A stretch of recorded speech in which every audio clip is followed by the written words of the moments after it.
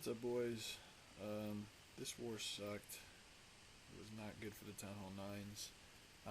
But let's just on to the next, I guess. Um, just take what we can from this one and move on. Just try to forget it. I think we're gonna do a. I'm gonna take the air attack here by Thrawn. Duke will do a couple hog attacks from this war that we lost. Um, but I think this air attack video has been a long time coming. Just because we have a couple guys who are pretty close with this style of attack. Nesh has been taking some good steps. He's had a couple real close ones. Maz with the hero levels he's got now.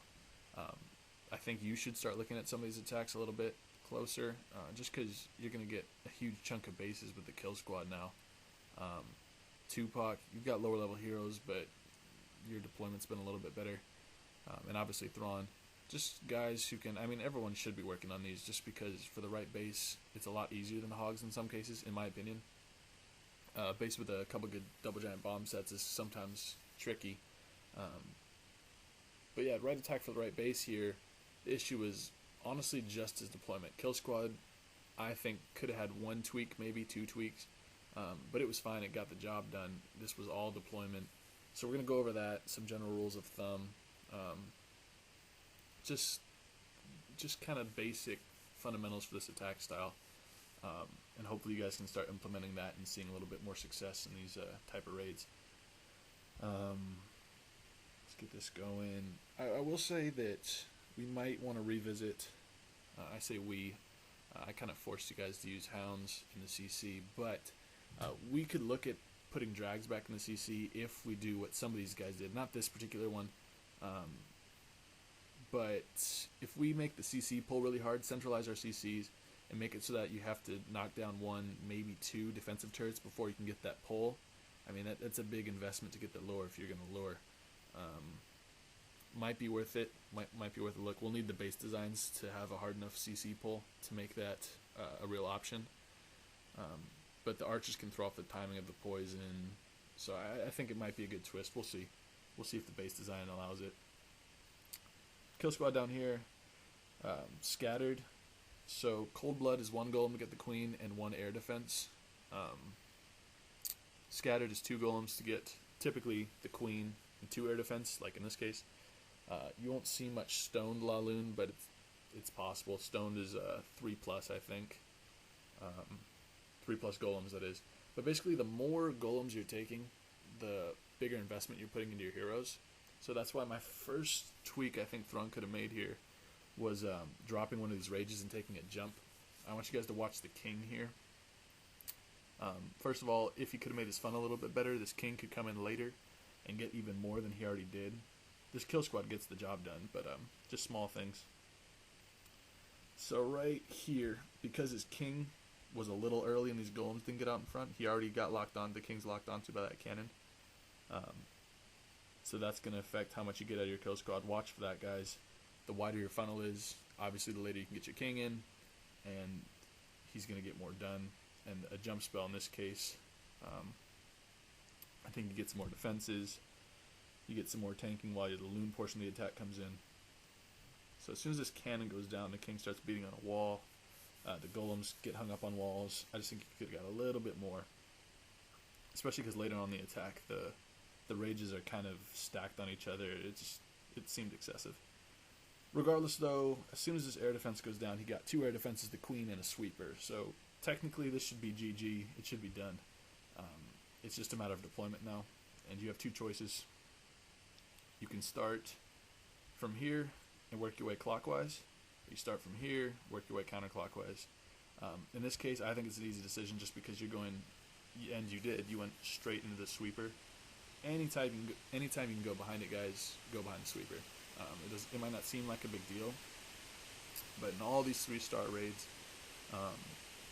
there's kind of a butterfly effect. Little things go wrong throughout the attack, and it trickles down, and you miss it. You get a 90+% 2-star, 1-star, just because little things go wrong. This is kind of a major issue. There's smaller things that go wrong, and it kind of all culminates to costing the raid. But we'll talk about hound deployment. That it's just not good, hound deployment. It's just bad. you want to start, so this is your starting point, and this is your starting point for your loons. So you want to make that path as safe as you possibly can. So we'll take, I still say start from this side, but we'll just take this side because it's where you started from. It's a matter of traps. You're trying to drag as many traps as you can, and you're trying to protect as many loons as you can. This wizard tower gets a hold of a pair of loons that he might have got a few less shots on had the hound come from over here. The archer tower is locked on a golem, so she doesn't actually do much to the loons. I think she gets a shot or two off, but had that golem not been there, I don't know if it was just your brilliant plan and you saw the golem down there. I'd be shocked if you saw that down there in the heat of battle and knew you could deploy your hounds differently, but you want to start your loons here, and I'd say probably 3 loons here after your hound goes through, because they're going to go here, cannon to expo. Another general rule is you want to be early on those first 2 hounds. Thrawn is pretty good with his first 2 hounds, way too early on the third, but we'll get to that. Early on the first 2 hounds, and quick on these first wall of balloons in through here. Reason being is you don't want your loons to go down early here and then hold these ones over here, because they'll have a tendency, what you want to do is make these early loons cut across the middle, and so you need this stuff to go down pretty close at the same time. So the order of his loon deployment was kind of strange. He kind of did it exactly backwards. Hound deployment was off. So here, you see what I'm talking about. These loons are going to get down to like half health, a little bit lower than half health, because that wizard tower didn't have any protection. So these loons, it's little stuff, guys, but this will trickle down. There's another air skeleton that pops over here. These should be on hound. If you send your hound in at the right angle, those are never going to touch your balloons. They chip away at balloons the whole raid. This hound is already in, and it's going to go down. So that's why I'm saying late on your 3rd or 4th hound, depending on the attack. He's going to get shredded and leave 6 of these balloons, 2, 4, 6, unprotected. What you kind of want to do is time it so that you wait on all of these balloons over here. Oh wait, I don't want that to go fast. All these balloons over here to get to the air defense, and then time it so that as this hound is coming across, you have the other one coming from up here around the same time. So at this point, you're just trying to save the few balloons you have left. Air skeleton, those air skeletons chipping away still. And then that was what I was talking about. The 3rd one went away, but you had 3, 1, 2, and I think 1 over here too.